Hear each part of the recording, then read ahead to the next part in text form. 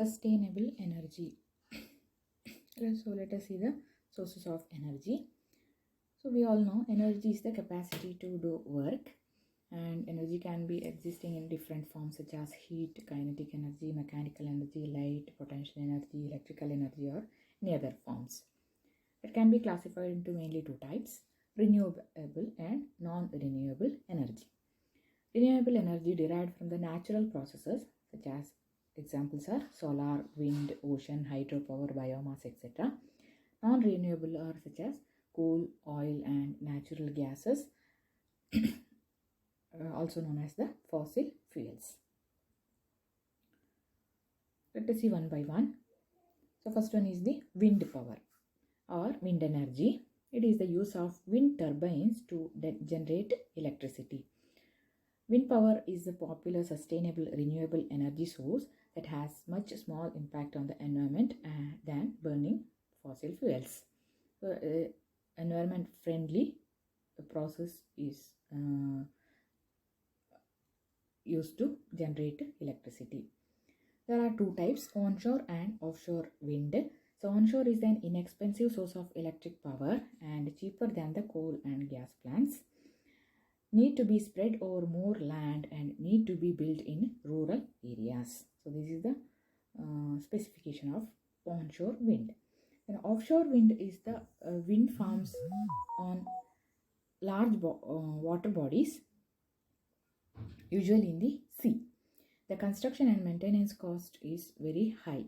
This is the demerit of offshore wind. Then total demerits of the wind power is reducing demand when the wind production is low. Similarly, variation in wind production of electricity. So electricity production mainly depending upon the wind. So due to the variation in the wind, there will be variation in the production of electricity also. Second one is the hydropower. As we all know, this is from water we can produce electricity. Here waters from river, streams, dams, etc. are used for the production of electricity. So here this is achieved by converting the gravitational potential or kinetic energy of water converted into electricity. The hydropower is the method of sustainable energy production. It is much better than the fossil fuels since not directly produce carbon dioxide or atmospheric pollutants and provides a relatively consistent source of power. Next one is the solar power. This is a common renewable green energy source usually produced from the photovoltaic cells. Solar power is also used to heat buildings and for hot water as well as for cooking and lighting.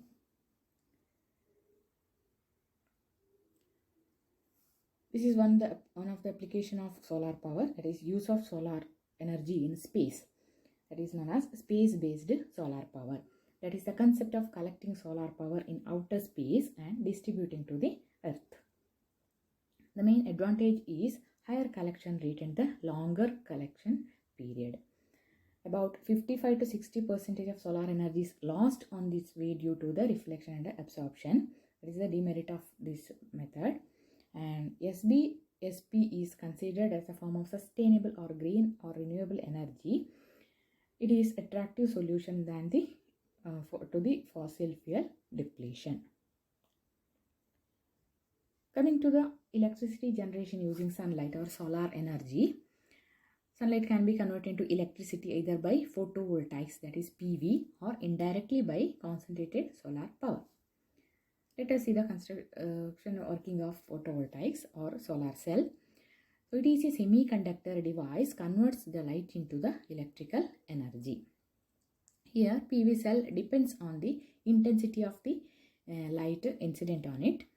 And also when the photons are incident on the semiconductor material, electrons are emitted. The phenomena is known as photoelectric effect, and the working of these photovoltaics also depending upon the photovoltaic effect. So this is the construction of the cell. We have N-type semiconductor and P-type semiconductor, both are silicons. N-type conductor, the light energy will be falling so that the holes from N will be moving to P type, and electron from P to there will be electrons in N type. It will be connected to an outer circuit so that the electricity is generated can be measured. Mainly silicon or selenium are used for the cell. The upper surface of the cell is made up of thin layer of P-type material, and P-type and N-type materials, which acts as their positive and negative output terminals respectively.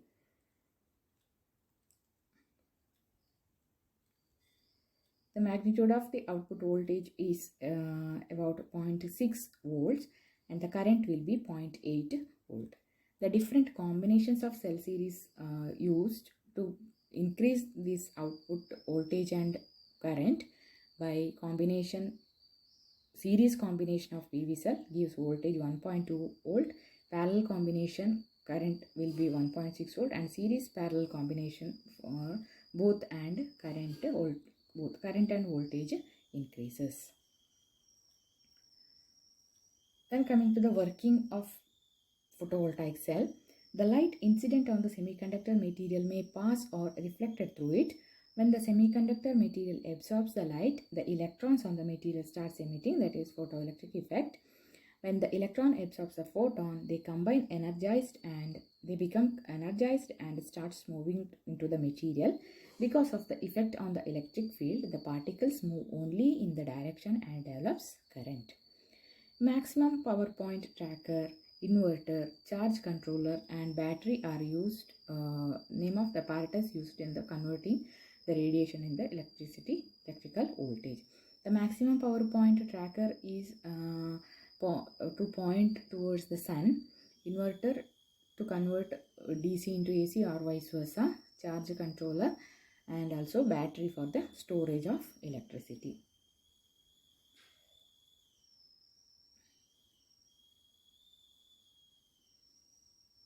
Next source of energy is the tidal energy. The tidal power, converting the tides into electricity using water's kinetic energy. Tides are more predictable than the wind and the sun. So this is the renewable energy, and traditionally suffered from relatively high cost and limited availability of the sites with the sufficiently high tidal range. Next one is the biomass energy. Biomass is the plant or the animal material used as the fuel to produce electricity and heat. For example, wood, waste from forests, yards or farms, etc. It is the renewable form of energy. Biomass energy is used for heating and cooking in homes and for the fuel in the industrial production. Then sources are wood residues, corn, switchgrass, etc. etc. The main waste energy source are the wood waste, agricultural waste, municipal solid waste and manufacturing waste, sewage sludge, algae or algae derived biomass, enzymes or bacteria from various sources grown in cell culture or hydroponics. Next one is the biofuel, is the fuel produced from the biomass. So biomass energy is used to also used for the production of this biofuel. Example, biodiesel. The biofuels are of mainly three categories. First generation biofuel are derived from the food sources such as sugarcane and cornstarch, fermented to produce bioethanol, and it serves as an additive for the gasoline or in the fuel cell to produce electricity. Then second one is the second generation biofuel, uses non-food based sources such as agriculture or municipal waste. Then third generation biofuels refers to those derived from the microalgae. And main disadvantage of this biomass are the produce large amount of carbon dioxide or the greenhouse gas to the atmosphere and also causes the atmospheric pollution. Next one is the geothermal energy. Here, the thermal energy in the Earth's crust originated from the formation of planet and from radioactive decay. material. The Earth's internal thermal energy flows to the surface by conduction at a rate of 44.2 terawatts. Most of this energy flow is not recoverable because in addition to the internal heat flow, the top layer of the surface of the Earth up to 10 meter is heated by the solar energy. The heat energy can be collected by fluid circulation either through magma conducts, hot springs or hydrothermal circulation, or by the combination of all these. Geothermal power is the electrical power generated from geothermal energy, that is from the Earth's crust. This type of green power uses thermal energy that has been stored just under the Earth's crust. These resources can be used for steam to turn turbines and generate electricity.